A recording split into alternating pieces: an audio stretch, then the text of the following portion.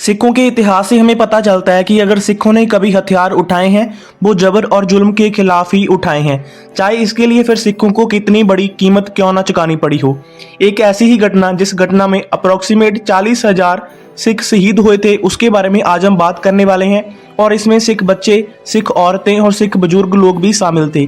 इस घटना को बड़ा घल्लूकरा के नाम से याद किया जाता है और पंजाब के जो साबका मुख्यमंत्री है कैप्टन अमरिंदर सिंह, उनके जो पूर्वज थे उन्होंने उस वक्त सिखों का साथ नहीं दिया था, सिखों के साथ गद्दारी की थी। उसके बारे में भी आज हम बात करने वाले हैं। तो फिर स्टार्ट करते हैं आज की जो वीडियो। उससे पहले मैं आपको कहना चाहता हूं कि अगर पहली बार आप इस चैनल पर आए हैं तो आपको इस चैनल को जरूर से सब्सक्राइब कर लेना चाहिए। जब आप हमारा चैनल खोलकर देखोगे तो आपको सिखों का इतिहास ही देखने को मिलेगा। अगर आप एक सिख हैं तो फिर चैनल को सब्सक्राइब करो ताकि सिखों का इतिहास पूरी दुनिया तक पहुंच सके। तो फिर शुरू करते हैं आज की ये वीडियो। 7वीं से लेकर 15वीं सदी तक कई विदेशी हमलावरों ने भारत पर हमला किया, चाहे वो मोहम्मद बिन कासिम हो, चाहे वो महमूद गजनबी हो और कई और विदेशी हमलावरों ने समय समय पर भारत पर हमला किया है। ये जो विदेशी हमलावर भारत आते थे ये काफी कम संख्या में होते थे। इनकी गिनती 500-700 सैनिक इनके साथ होते थे और ये इतनी कम संख्या में भारत आते, भारत पर हमला करते, भारत के धार्मिक स्थानों की बेअदबी भी करते, भारत का सोना, हीरे, गहने लूट कर ले जाते और कई औरतों को अपने साथ ले जाते। उसके बाद बाजारों में जाकर उनको टके टके की कीमत पर बेचा जाता। भारतीय लोग मानसिक तौर पर परेशान हो चुके थे, गुलाम हो चुके थे। वो इन सैनिकों का मुकाबला करने की हिम्मत नहीं रखते थे। जहाँ तो वो बिना लड़े ही हार जाते, जहाँ फिर जल्दी ही मैदान छोड़कर भाग जाते। 15वीं सदी में बाबर ने भारत पर हमला किया तो पहली बार किसी ने इस हमले के विरुद्ध आवाज उठाई तो वो आवाज उठाने वाले थे श्री गुरु नानक देव जी। पर लोग इतनी जल्दी संभल ना पाए और बाबर का राज स्थापित हो गया। पर गुरु साहब के कारण सिख होंद में आने लगे थे। जब अगला विदेशी हमलावर नादर शाह भारत पर हमला करने के लिए आया तो बहुत कम गिनती में होने के बावजूद भी सिखों ने उसका दलेरी के साथ मुकाबला किया और हजारों औरतों को उसके चंगुल से आजाद करवाया और सुरक्षित उनके घर उनको पहुंचाया गया। अब समय आता है अहमद शाह अब्दाली का। अहमद शाह अब्दाली 20 साल की उम्र में ही बादशाह बन गया था। इसके सिर ऊपर दौलत को इकट्ठी करने का भूत सवार हो गया और अपने इस मकसद को पाने के लिए अहमद शाह अब्दाली ने भारत पर 11 बार हमले किए। भारत में 2 कम्युनिटीज को सबसे बहादुर माना जाता है, एक सिख और दूसरे मराठे। 5वें हमले के दौरान अब्दाली का सामना मराठों के साथ हुआ। इस लड़ाई को हम पानीपत की लड़ाई आखते हैं। भयानक युद्ध हुआ, लाखों सिपाहियों की मौत हो गई और इस लड़ाई में मराठे हार गए।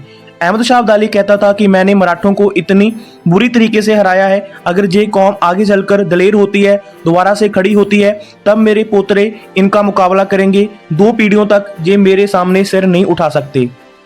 अब्दाली ने मराठों को जी भरकर लूटा, उनके मंदिरों की बेअदबी की, राजधानी के आसपास के इलाके को आग लगा दी गई। गड्ढे भरकर सोना, हीरे, मोती, अनेक घोड़े, हाथी, हजारों लड़कियों को वो अगवा कर अपने साथ ले गया।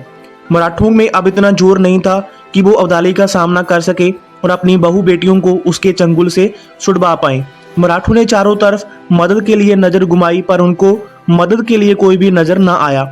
उनको एक ही मदद का हाथ दिखा, वो था सिखों का। मराठों का एक ग्रुप अमृतसर साहब में अकाल तख्त साहब पर नतमस्तक होता है। वो जस्सा सिंह आलूवालिया से मिलते हैं। उस समय जो सिख थे वो मिसलों के रूप में राज किया करते थे। जस्सा सिंह आलूवालिया सिखों के सबसे बड़े आगू हुआ करते थे। मराठों के उस ग्रुप ने जस्सा सिंह आलूवालिया को कहा कि अब्दाली ने हमारी सारी धन दौलत लूट ली है, इस बात की हमें कोई भी चिंता नहीं है, पर वो हमारी औरतों को, बहू बेटियों को भी अपने साथ ले गया है और वो जाकर वहां पर उनको टके टके की कीमत पर बेचेगा। उन्होंने कहा कि गुरु नानक साहब के दर से कोई भी खाली हाथ नहीं जाता, आप हमारी मदद करो। तब जस्सा सिंह आलूवालिया ने बाकी मिसलों के सरदारों से बात की और मदद का फैसला किया गया, क्योंकि सिखों का उस समय किरदार ही ऐसा था जो कि लोड़वंदों की मदद किया करते थे। सिखों ने एक के बाद एक छापेमार हमले किए और लगभग 2500 औरतों को छुड़वाया और अब्दाली का खजाना और हथियार भी लूट लिए। इस हमले में अब्दाली की सेना संभल ना पाई और उसको लाहौर भागना पड़ा। अब अब्दाली ने सिखों को अपना दुश्मन मान लिया था। अगले हमले के दौरान उसने सिखों को खत्म करने का प्लान बनाया। पंजाब के राज्यों के नवाब उसने अपने नजदीकी आदमियों को बना दिया, जैसे कि पीखन खां को उसने मलेरकोटला का, जैन खां को सरहंद का, पंडित लक्ष्मी सहाय को रायकोट का, उमैद खान को लाहौर का नवाब बनाया और खुद गजनी लौट गया। वहां जाकर उसने सिखों का मुकाबला करने के लिए जिहाद के नाम पर बड़ी फौज को इकट्ठा किया। कुछ समय बाद वो वापस हमला करने के लिए तैयार हो गया। समय था पंजाब में 1761 की दिवाली का। पूरा सिख पंथ सरबत खालसा के लिए अमृतसर साहिब में इकट्ठा हुआ था। उस जगह पर सिख कौम को आगे बढ़ाने के लिए कई बड़े फैसले लिए गए, जिनमें से एक था सिखों की जानकारी हुकूमत के पास पहुंचाने वाले लोगों को सबसे पहले मारा जाएगा, खत्म किया जाएगा, क्योंकि इनसे सबसे ज्यादा खतरा था। इनमें से मुख्य थे जंडियाले का आकलदास और हरिभक्त निरंजनिया।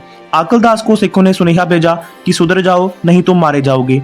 एक और तो आकलदास ने सिखों से मुआफी मांगी और उसको मुआफ करने के लिए कहा। दूसरी ओर उसने अब्दाली को सुनेहा भेज दिया कि जो सूबेदार तुम लगाकर गए थे अब उन्होंने अपने इलाके में पकड़ बनवा ली है। अब ये बिहीर है जो कि सरबत खालसा के लिए सिख जहाँ पर इकट्ठे हुए हैं, इनमें सिखों का परिवार भी इनके साथ है। अब सिखों को मुकाबला करने में मुश्किलें आएंगी। अब सिखों को पूरे तरीके से खत्म करने का सबसे अच्छा मौका है। सिखों के पास भी ये खबरें पहुंच चुकी थी कि अब्दाली हमला करने वाला है। अब्दाली का मुकाबला करना सिखों के लिए कोई ज्यादा मुश्किल नहीं था, पर उस समय मुश्किल ये थी कि उनके साथ उनके बच्चे, औरतें और बुजुर्ग भी शामिल थे। उनको ये पता चला था कि अभी अब्दाली को आने में 10 दिन लगेंगे। तो ये फैसला लिया जाता है कि सभी परिवारों को बीकानेर के नजदीक सुरक्षित स्थानों पर छोड़कर आया जाएगा। उसके बाद वापस आकर अब्दाली का सामना किया जाएगा। तो सभी सिख बिहीर के रूप में बीकानेर की ओर चल पड़े। उस समय उस बिहीर में अप्रोक्सीमेट 40,000 से 45,000 सिख शामिल होंगे। एक दिन चलते चलते रात पड़ जाती है, तो वो परिवार, वो सिख बिहीर कुपरहीड़ा, ये 2 गांव हैं, इनके नजदीक आराम करने के लिए रुकते हैं। अगर आप इस स्थान को देखना चाहते हैं, कुपरहीड़ा के स्थान को, तो आप कमेंट कर बता सकते हैं। मैं वहां पर जाकर आपको लाइव दिखा सकता हूं। और सिख उस समय सोच रहे थे कि अब्दाली को आने में अभी 4 से 5 दिन लगेंगे, पर अब्दाली के सिर पर सिखों को मारने का जुनून सवार था। उसने अपनी सेना को 36 घंटे रुकने नहीं दिया। खाना तो दूर, उसने अपनी सेना को पानी भी नहीं पीने दिया और अपने सूबेदारों की फौज को भी उसने इकट्ठा कर लिया सुनेहा भेजकर। 3 बजे बिहीर को घेरा पा लिया जाता है। उस समय कुछ सिख सो रहे थे और कुछ पाठ कर रहे थे। घोड़े के पैरों की आवाज सुनकर सिखों ने नगारे पर चोट लगा दी। नगारे पर चोट बजते ही सिख लड़ने के लिए तैयार हो जाते हैं। एक और थी अब्दाली की सेना, जिसकी गिनती लाखों में होगी। उनके साथ सरहंद, मलेरकोटला, लाहौर और कुछ लोकल राज्यों की सेना भी आकर मिल जाती है, जिसकी गिनती अब्दाली की सेना से भी ज्यादा थी। और दूसरी ओर थी सिखों की सेना, जिसमें गिनती उनकी बेशक 45,000 के करीब होगी, पर उसमें लड़ने वाले सैनिक कम थे, ज्यादा बुजुर्ग, बच्चे और औरतें ही थी। तो सिखों की ओर से एक नीति तैयार की जाती है ताकि सभी लोग सुरक्षित रह सकें। तो एक मनुक्खी किला बनाया जाता है, जिसकी दोनों ओर लड़ने वाले हथियारबंद सैनिक थे और विचकार उनके परिवार थे। सिख लड़ रहे थे और चल रहे थे, सिख चल रहे थे और लड़ रहे थे। धीरे धीरे रास्ते को मुकाते हुए पंजाब से सुरक्षित स्थानों की ओर सिख बढ़ने लगे। जब सिख सैनिक राज्यों की सेना का मुकाबला कर रहे थे, उस समय अब्दाली की सेना ने सिख सैनिकों के परिवारों पर आकर हमला बोल दिया। इस समय बहुत बड़ा नुकसान हो जाता है। सवेर से शाम आते आते तक सिखों ने 14 मील का रास्ता तय किया था, जिस दौरान काफी बड़ा कत्लेआम होता है।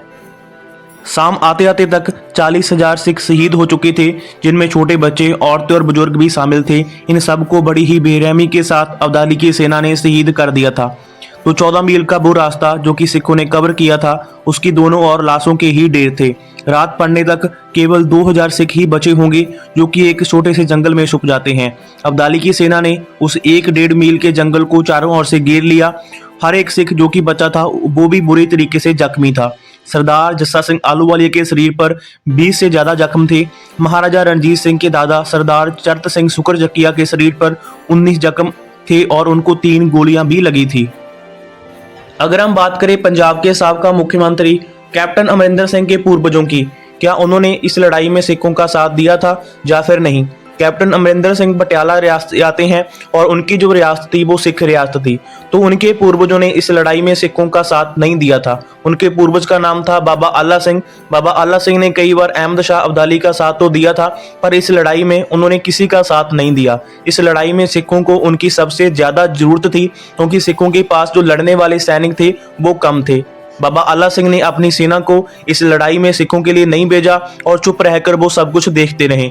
अगर आपको पटियाला रियासत के इतिहास के बारे में जानना है तो वीडियो के लास्ट में आपको वो वीडियो दिखाई देगी, तो आप जाकर उसको भी देख सकते हैं कि कैसे पटियाला रियासत महाराजा रणजीत सिंह की दुश्मन बनी। और अगर आपको ये वीडियो अच्छी लगी है, वीडियो को आपने लाइक जरूर से करना है। और आगे वाली जो वीडियो हम शेयर करेंगे उसमें हम आपको बताएंगे जो सिख सैनिक इस लड़ाई में बचे थे वो कैसे बचे और उसके बाद उन्होंने किस प्रकार से अहमद शाह अब्दाली से इस कत्लेआम का बदला लिया। वो नेक्स्ट पार्ट में हम शेयर करने वाले हैं। उसको देखने के लिए चैनल को जरूर से सब्सक्राइब कर लेना और इस वीडियो को आखिरी तक देखने के लिए आपका दिल से धन्यवाद। वाहिगुरु जी का खालसा, वाहिगुरु जी की फतेह।